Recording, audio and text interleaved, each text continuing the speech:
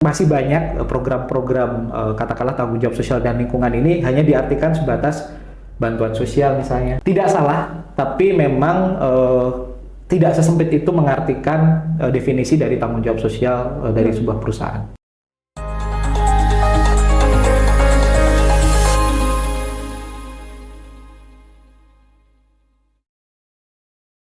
Halo Sobat Hijau, selamat datang di Simbiosis Podcast bersama saya Alfia Sabrina sebagai partner bincang di episode hari ini. Dalam episode hari ini, kita akan membahas tentang tanggung jawab lingkungan dan sosial di industri pertambangan antara kewajiban dan juga kenyataan. Tema kali ini saya sangat antusias untuk membahasnya karena mungkin bakal jadi perbincangan banyak publik ya. Betul. Perbincangan banyak masyarakat karena mungkin seringkali ada anggapan publik atau masyarakat yang memandang pertambangan itu merugikan sekali ya. Merugikan sekali terhadap lingkungan, dampaknya terhadap sosial itu sangat merugikan gitu. Namun sepertinya dalam perbincangan kali ini kita akan melihat atau mendengarkan banyak hal tentang industri pertambangan terhadap lingkungan dengan tamu kita yang sangat luar biasa, yaitu Bapak Unggul. Oke, saya manggilnya Unggul aja. Oh, manggilnya Mas Unggul aja ya.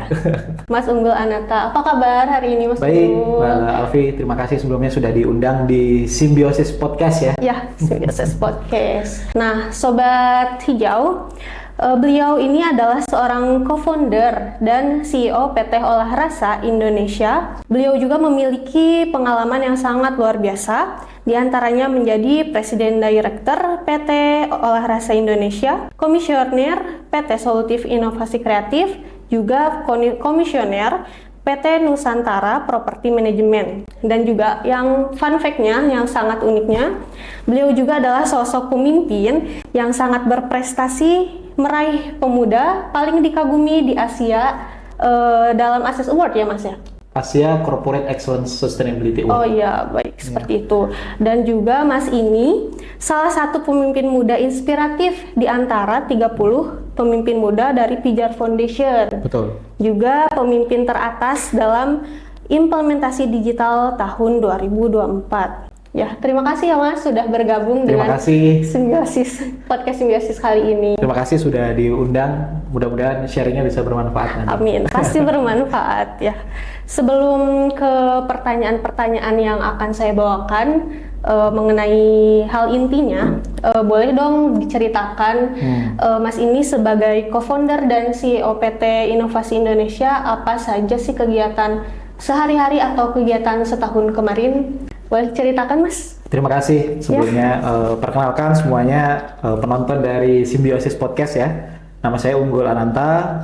Tadi sudah diperkenalkan sebagai co-founder dan juga CEO dari Olah Karsa atau PT Olah Karsa Inovasi Indonesia. Olah Karsa merupakan sebuah perusahaan yang fokus dalam end-to-end corporate sustainability management.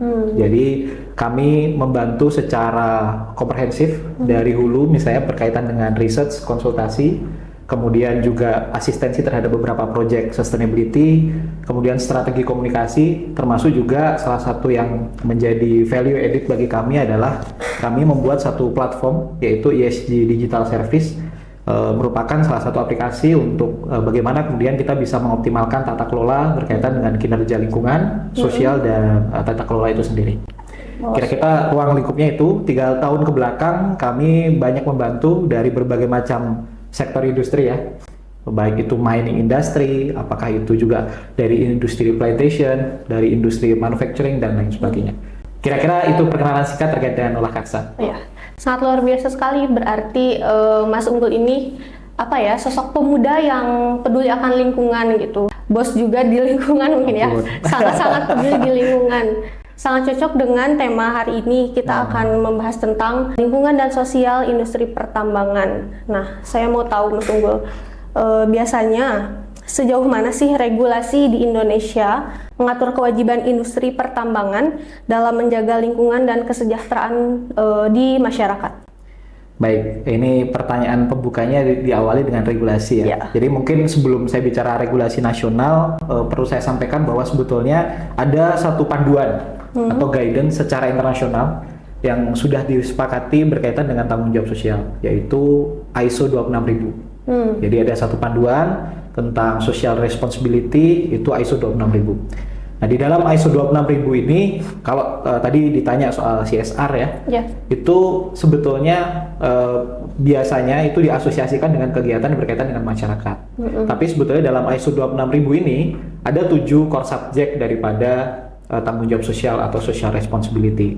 Mulai dari isu konsumen, kemudian juga isu termasuk salah satunya adalah community involvement and development. Ini berkaitan dengan isu bagaimana perusahaan bisa involve, bisa terlibat di dalam aktivitas kemasyarakatan. Kemudian ada isu terkait environment, lingkungan. Nanti mungkin kita juga akan diskusi berkaitan dengan lingkungan.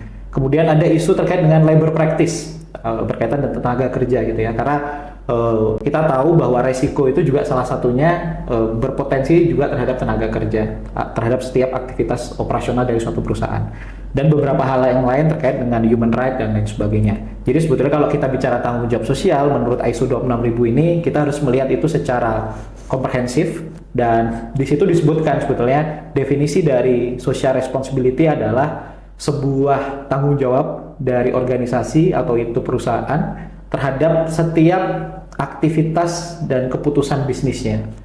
Jadi resiko titik poin utama dari tanggung jawab sosial adalah dia harus bisa kemudian berkontribusi terhadap mitigasi resiko operasional dari perusahaannya.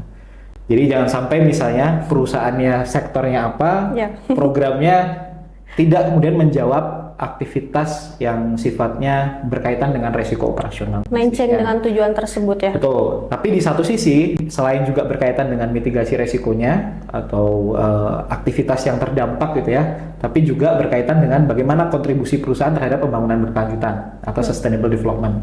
Kalau bicara sustainable development, sekarang kita mengenal SDGs ya, sampai 2030 ada 17 tujuan.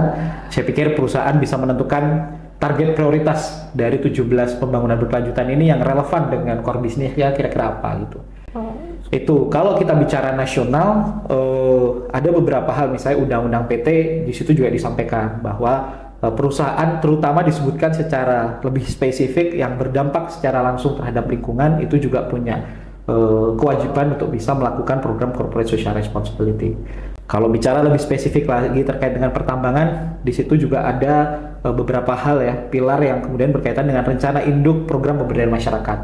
Ada 8 kalau saya tidak salah, beberapa pilar program, apakah itu berkaitan dengan aktivitas ekonomi, pemberdayaan ekonomi, apakah itu berkaitan dengan sosial budaya, dan lain sebagainya.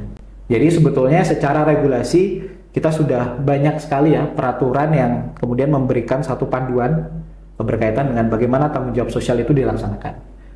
Dan satu lagi mungkin kalau saya boleh menambahkan yang ISO 26000 tadi, fungsi social responsibility atau tanggung jawab sosial itu tidak hanya dilakukan hanya divisi CSR gitu ya, tapi bagaimana itu terintegrasi di dalam seluruh aktivitas operasional dari suatu perusahaan.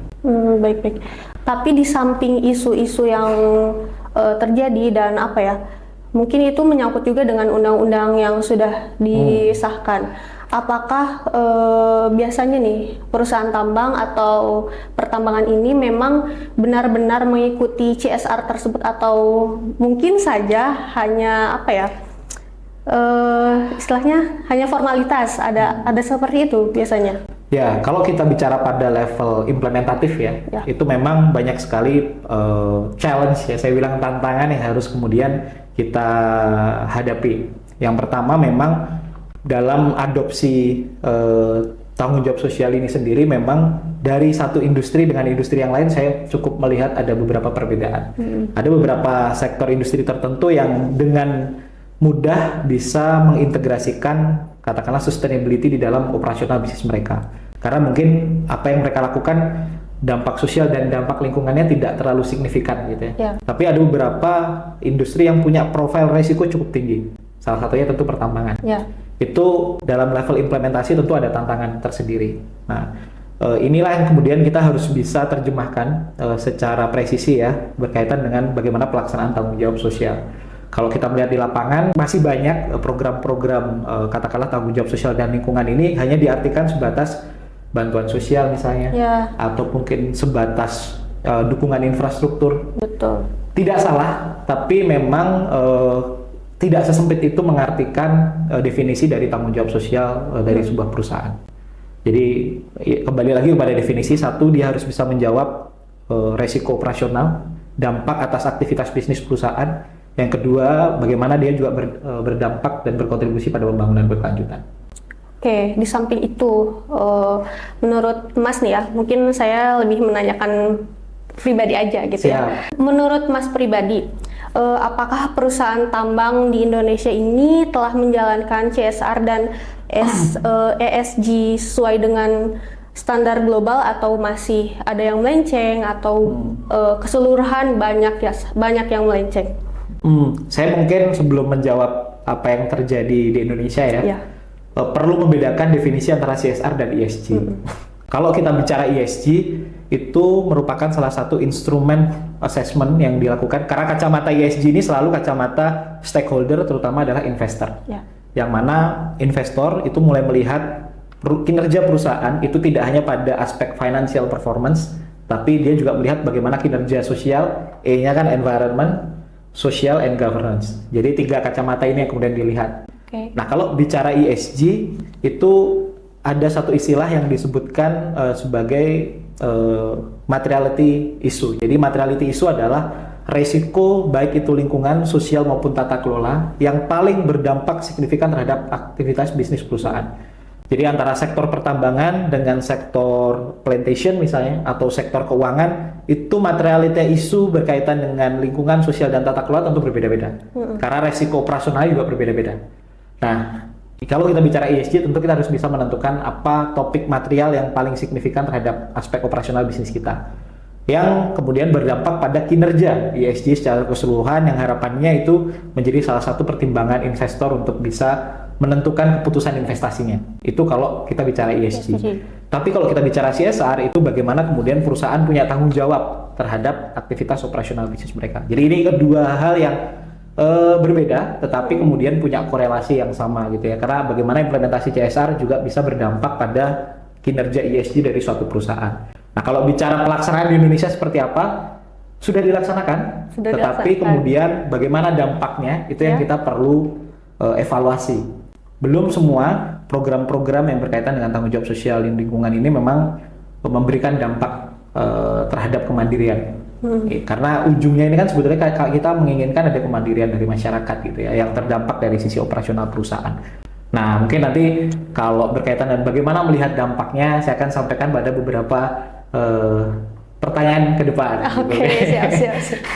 Di samping dari itu juga, apakah si perusahaan tambangnya lebih melihat tentang CSR sebagai formalitas saja? Misalkan kan ada beberapa perusahaan tambang yang sengaja mengasih CSR itu terhadap yayasan misalkan. Jadi sebenarnya si CSR itu berputar lagi dalam satu perusahaan tersebut, tidak merujuk kepada kepentingan lingkungan, tidak memperhatikan kepentingan lingkungan dan masyarakat tentunya. Jadi apakah si perusahaan ini di Indonesia lebih sering melihat CSR sebagai formalitas, atau adakah perusahaan yang benar-benar berkomitmen gitu? Ya, yang pertama menurut saya PR-nya adalah kita belum dalam level yang sama terkait dengan definisi corporate social responsibility. Dari semua stakeholder ini belum punya satu definisi yang sama gitu ya. Sehingga bagaimana peruntukannya ini masih dengan versinya masing-masing. Menurut saya itu satu hal yang kita harus clear, bahwa tadi yang kalau kita merujuk pada ISO 26000, bagaimana dia bisa bertanggung jawab terhadap setiap aktivitas resiko operasional bisnisnya, dan yang kedua adalah berkontribusi pada pembangunan berkelanjutan. Nah, tidak semua stakeholder punya pemahaman yang sama terkait dengan itu. Nah, PR-nya selanjutnya adalah soal edukasi. Nah, ini yang beberapa waktu terkait juga pengalaman profesional saya, belum banyak juga yang mengetahui terkait dengan ISO 26000 dan lain sebagainya. Sehingga pada level implementatif di lapangan variasinya bermacam-macam. Itu kita tidak bisa menutup mata gitu ya. Nah, tapi di satu sisi juga menurut saya pada tataran implementatif itu bergantung pada alasan kenapa perusahaan melakukan aktivitas tersebut. Ada yang alasannya karena faktor regulasi. Mungkin dia harus comply terhadap peraturan pemerintah tertentu gitu ya. Apakah itu dari ESDM, apakah itu dari KLHK, kita bicara proper misalnya. Ada yang memang drivernya adalah dari sisi investor. Oh iya, ada. Ya, karena ESG tadi salah satunya kan sebetulnya permintaan terhadap kinerja sosial lingkungan dan tata kelola ini datang dari investor yang punya kepedulian terkait dengan sustainability. Iya. Itu ada juga yang alasannya karena itu. Ada juga alasannya memang berkaitan dengan reputasi atau exposure. Jadi memang sejauh ini drivernya itu berbeda-beda gitu ya. Bagaimana, kenapa kemudian perusahaan melakukan aktivitas bertanggung jawab sosial dan lingkungan. Sehingga secara implementatif di lapangan juga berbeda-beda sesuai dengan kepentingan yang tadi saya sampaikan terhadap beberapa driver yang melatar belakangi perusahaan melaksanakan program corporate social responsibility.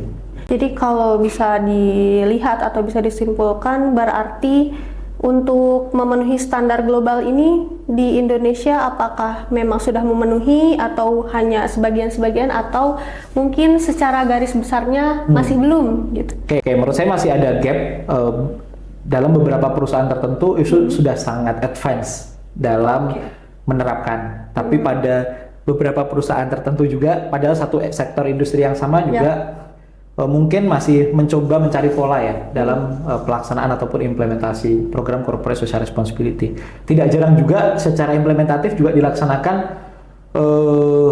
sporadis ya. Jadi begitu ada case baru dilakukan satu tindakan.